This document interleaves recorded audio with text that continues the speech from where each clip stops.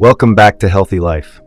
Today in this video, I'm showing you 12 foods that help cancer cells die. You do not want to miss out on these foods that could keep you cancer-free. The food you eat matters. Whether you've just been diagnosed with cancer, years out from your cancer treatment, or even if you're high risk of developing cancer, we know that food matters when it comes to cancer. You can either fuel your cancer through your food or use your food to help fight against cancer. You need to get started with these foods right away. Starting with number 1, berries. Berries have long been established to protect against a variety of cancers. They're rich in antioxidants, vitamins, and fiber. It's the higher level of antioxidants and fiber in berries that truly lower your risk of cancer. This is the first change that I make for women that work with me in the Cancer Freedom Program. It's so simple and it makes a big impact. If you're at a high risk of developing cancer, or if you want to prevent a cancer recurrence, then start including more berries right away. A mistake that a lot of cancer survivors make is that they search for one single food that will cure cancer. But this is a completely wrong approach. A lot of cancer survivors will start including things like mushroom coffee or soursop because they think that that's going to make the difference in keeping them cancer-free. And while these things might help, it's just not the whole picture in keeping yourself healthy, strong, and free of cancer. There is no one magical food that's going to solve this problem. It just doesn't exist. What is far more important is the combination of foods that you eat together. Your overall nutrition and diet is what has the potential to lower your risk of cancer. It's using a combination of foods together that can effectively lower your risk. A great place to start is with berries. Include more blueberries, blackberries, or raspberries in your nutrition. Of course, if you can eat them fresh, then that is best, but they're also really delicious frozen. That's a great option as well. That leads me to the second food that will help keep you cancer-free: citrus fruits. As a cancer survivor, we know that your body has been under oxidative stress for a very long time. Before you even knew you had cancer, your body was fighting off cancer cells. Then it went through surgeries, chemo, radiation, months and months, maybe even years of treatment. All of this means that when you're done, your antioxidant levels are really low. The concern around having low antioxidant levels is that your immune system is going to be compromised. With low antioxidant levels, you're more likely to catch the common cold or flu, but you're also more likely to have a cancer recurrence. Keeping your antioxidant levels up will help lower your risk of cancer. Citrus fruits are full of antioxidants. Antioxidants like vitamin C, which can help boost up your antioxidants and support your immune system. Oranges and lemon water were some of my favorite picks when I was completing my doctorate training at the University of Toronto. I knew the high stress levels were an issue for my body, so I needed to fuel it in order to perform for those long days at the hospital. Using citrus fruits helped me stay healthier for a longer period of time. Antioxidants have also been shown to be particularly helpful in cancers like stomach cancer, esophageal cancer, and colorectal cancer. That actually leads me to the next food that can really lower your cancer risk. But this one is pretty controversial, so I'm going to save it to the end. The next food to include is garlic. Garlic contains compounds known as organosulfurs. These compounds have been associated with decreasing the risk of certain types of cancers. This is why you might commonly see garlic being used as a supplement among cancer survivors.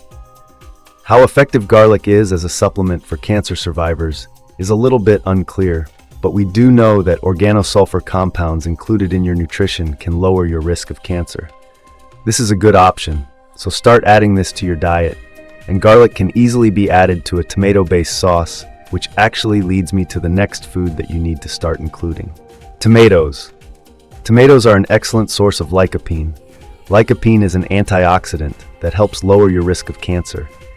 It can be as simple as making a tomato-based sauce and adding garlic, but you can also add this next food to really amp up the cancer-fighting potential.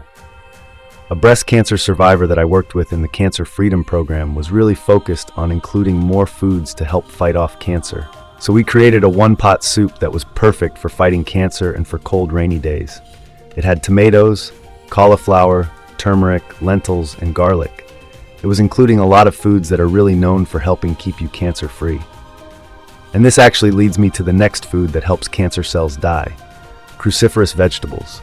Cruciferous vegetables are things like kale, broccoli, cauliflower, or even Brussels sprouts. These are all great options to add into your nutrition. Cruciferous vegetables include compounds called glycosinolates. These are known for lowering your cancer risk, but these vegetables are also very high in fiber, which has been proven to, again, lower your risk of cancer. We know that in cultures that eat higher amounts of fiber, they actually have lower rates of cancer. And the easiest way to eat more fiber is to simply eat more vegetables. Personally, I've tried a bunch of strategies to increase the fiber in my diet, and the simplest, most straightforward way to do it is to just eat more veggies. But people get hung up on including more vegetables in their diet. Maybe you just don't like the taste of raw veggies, or you just can't imagine snacking on carrot sticks and cucumbers. If that's the case, then it is okay to use various sauces to help you increase your veggie load. Try things like ranch dip, hummus, or tzatziki to help support you in getting more vegetables into your nutrition. The first thing that we want to do is increase your veggies. Then down the road, we can look at getting rid of or limiting sauces or dips. That may not be always the best option for you, but for now, just focus on increasing your veggies because that is what's truly going to lower your cancer risk. This leads me to my next food that helps cancer cells die. That's leafy green vegetables. These are veggies like spinach, kale, Swiss chard, or other types of lean, greasy veggies. These foods are packed with antioxidants, fiber, vitamin C, which are all going to protect you against cancer cells. Eating after cancer should really focus on one core principle: to eat a plant-forward diet. Now, a plant-forward diet can still contain animal products, things like chicken, turkey, dairy, or seafood, but the majority of food that you eat should come from plants. There are several cancer prevention guidelines that make the same recommendation. The American Cancer Institute suggests a diet that's high in fruits and vegetables, beans and legumes, and whole grains. The American Cancer Society gives nearly the exact same recommendation. So if you truly want to take just one simple step towards lowering your risk of cancer, then you've got to eat more vegetables. A great place to start is including more veggies at all of your meals: breakfast, lunch, and supper. As you become more used to eating more veggies, then you can start aiming for a half a plate of veggies at every single meal. Now, this suggestion of a half plate of veggies does seem like a lot of veggies, and that's because it is. That's actually a large amount of vegetables to eat. But if you're truly dedicated to doing everything in your power to lower your risk of cancer, then a half a plate of veggies is the way you've got to go. The next food that helps prevent cancer is green tea. Green tea is thought to have many anti-cancer properties. It's specifically been shown to reduce the risk of breast cancer and prostate cancer. Green tea is also very beneficial in recovering from chemo brain. If you're struggling with brain fog or mental clarity after cancer, then this is actually a great option for you. Many women find that they're unable to multitask, focus in conversations, or they can't quite recall facts as quickly as they could before cancer. This is often the result of what's commonly referred to as chemo brain. Now, chemo brain does have several contributing factors, and nutrition is definitely one of them. So we want to increase the amount of flavonoids in your diet, and green tea is an excellent source of flavonoids. So you can start working a cup of decaf green tea into your daily routine. The next food that you want to eat to help prevent cancer is seeds and nuts. These are things like almonds, walnuts, pumpkin seeds, flax seeds, or chia seeds. These types of foods give you healthy fats, fiber, and antioxidants. They offer a ton of nutrition in just a little bite, but there are good things about seeds and nuts, and there's also bad things.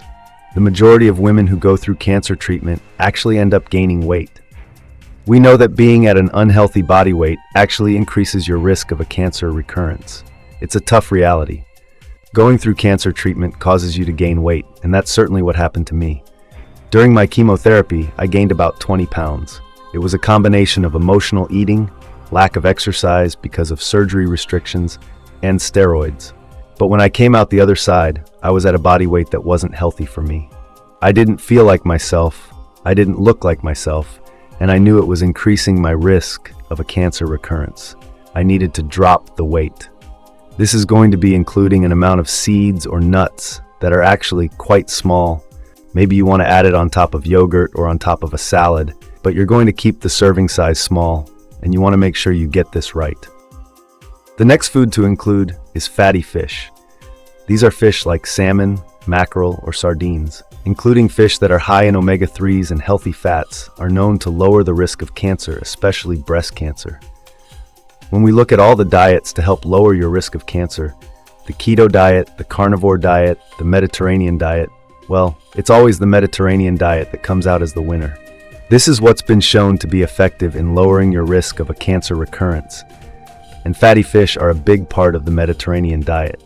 You can start by aiming to eat fish once a week, and then eventually moving up to twice a week. The next food I have to include on this list is beans and legumes. Beans and legumes have consistently been shown to lower your risk of cancer, yet hardly anyone's eating them. This includes things like black beans, lentils, or chickpeas. Not only are they high in fiber, so they're known to lower your risk of cancer, but they also include compounds that are specifically shown to lower the risk of colorectal cancer.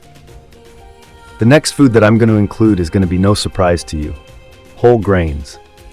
Whole grains are high in fiber, antioxidants, and vitamins. There's a clear pattern here. We know that certain things lower your risk of cancer, and we need to get antioxidants, fiber, vitamins, and minerals from various foods. But whole grains are a clear winner to help prevent cancer. Okay, but that leads me to this next food that helps kill cancer cells. And this one is kind of controversial: turmeric. Now, overall, turmeric, or curcumin, which is the active ingredient in turmeric, is known for its anti-inflammatory and anti-cancer properties. It's known to reduce several different types of cancer, but the controversy comes with breast cancer survivors. Turmeric should not be taken if you're also taking tamoxifen. Now, tamoxifen is a known prodrug, which means when you take a tamoxifen tablet, it needs to go into the body and undergo a process in order to become its active form.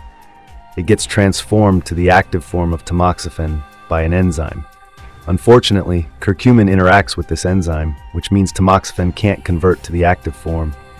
If curcumin stops tamoxifen from being converted, then you're not going to get any benefit from tamoxifen, and it's not going to lower your risk of cancer.